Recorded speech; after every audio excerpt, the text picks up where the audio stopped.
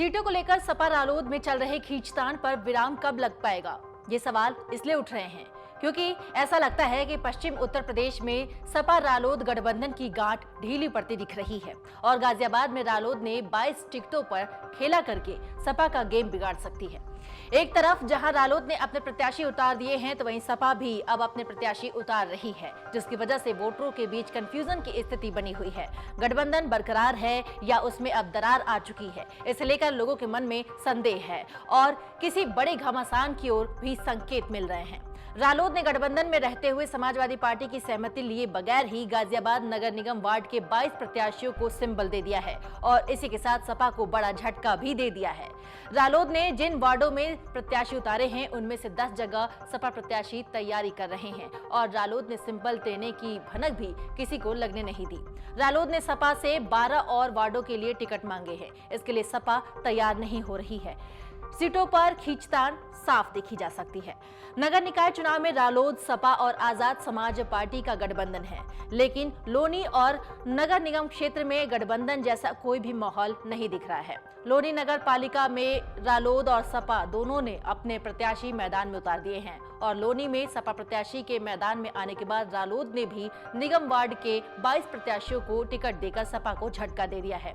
रालोद महानगर अध्यक्ष डॉक्टर रेखा चौधरी ने घोषित 22 प्रत्याशियों के नाम महानगर सपा को भेज दिए हैं। रालोद ने सभी प्रत्याशियों को सिंबल भी दे दिए हैं और रालोद की तरफ से साफ कहा गया है कि घोषित प्रत्याशियों के टिकट वापस नहीं होंगे। जिन वार्डों से रालोद ने प्रत्याशी उतारे हैं उनमें से 10 वार्ड ऐसे हैं जहां सपा दावेदार भी तैयार कर रहे हैं।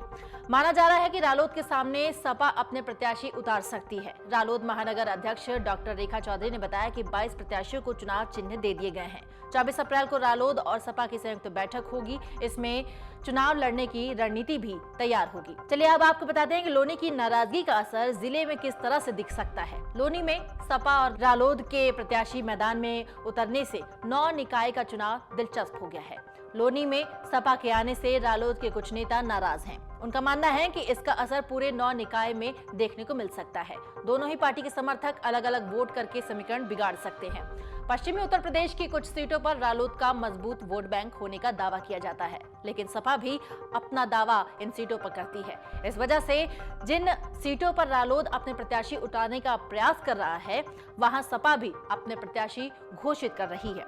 उदाहरण के लिए मेरठ की सीट पर सपा ने बिना गठबंधन से चर्चा किए ही विधायक अतुल प्रधान की पत्नी सीमा प्रधान को मेयर का प्रत्याशी घोषित कर दिया। अब बताया जा रहा है कि रालोद ने भी यहां से अपना प्रत्याशी उतारने का निर्णय लिया है।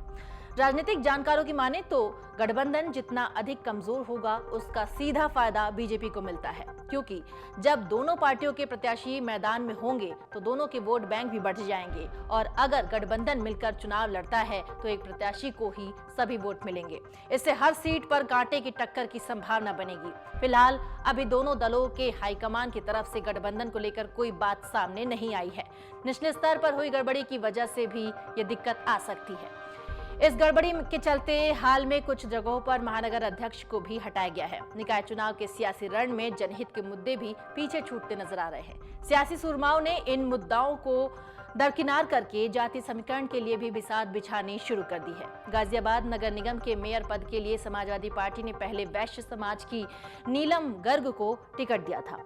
उन्हें पार्टी का सिंबल भी दे दिया। बृहस्पतिवार को अचानक उनका टिकट काटकर पूनम यादव को पार्टी का प्रत्याशी घोषित कर दिया गया। बृहस्पतिवार को ही नगर पालिका परिषद लोनी में रालोद की घोषित प्रत्याशी निवर्तमान अध्यक्ष रंजीता धामा के सामने हसीना इदरिशी को मैदान में उतार दिया गया। ऐसा होते ही सियासी गलियारों में चर्चाओं का बाजार गर्म हो गया। राजनीति के जानकार कहने लगे कि सपा ने रालोद से गठबंधन खत्म करके यादव मुस्लिम कार्ड खेला है। बृहस्पतिवार को ही आपने मूल रूप से उत्तराखंड की जानकी जगत बिष्ट को गाजियाबाद नगर निगम के मेयर पद का प्रत्याशी घोषित कर दिया। यहाँ बताना जरूरी है कि गाजियाबाद नगर निगम और नगर पालिका खोड़ा, मकनपुर और लोनी में उत्तराखंड के लोगों का भी अच्छा खासा वोट है।